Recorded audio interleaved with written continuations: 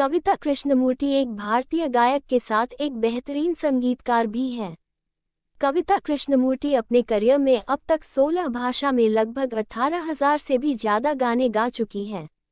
कविता कृष्णमूर्ति अभी तक सभी बड़े बड़े संगीतकार से जुड़कर गाने गा चुकी हैं, जिसमें लक्ष्मीकांत प्यारेलाल, AR रहमान और शंकर महादेवन जैसे नाम शामिल हैं।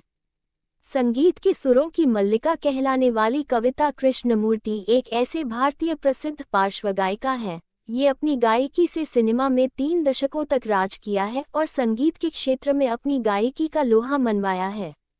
कविता कृष्णमूर्ति को कई नेशनल अवार्ड और फिल्मफेयर अवार्ड से नवाजा जा चुका है। सिनेमा के 3 दशकों तक पुराने करियर में इन्होंने एक से बढ़कर एक गाने गाए हैं। लता जी, आशा जी और अलका याग्निक के बाद अगर किसी का नाम लिया जाता है तो वो कविता कृष्णमूर्ति का नाम है। कविता कृष्णमूर्ति का जन्म 25 जनवरी 1958 को एक तमिल अय्यर परिवार में हुआ था।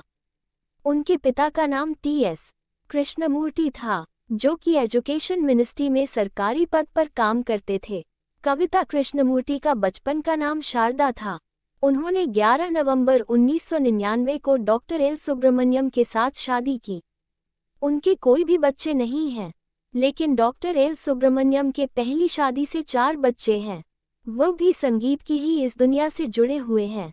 कविता कृष्णमूर्ति का संगीत सफ़र बचपन से ही शुरू हो गया था।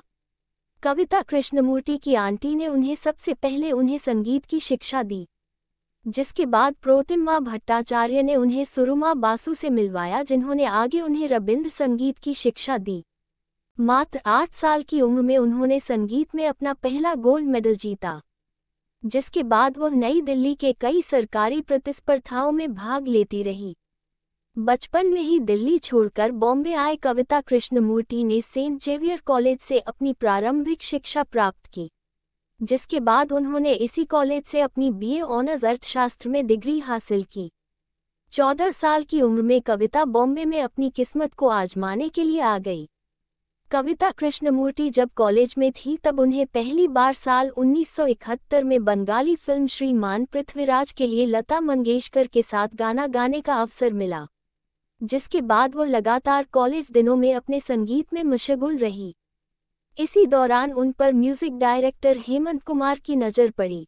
उन्होंने कविता को एक लाइव परफॉर्मेंस के लिए आमंत्रण दिया।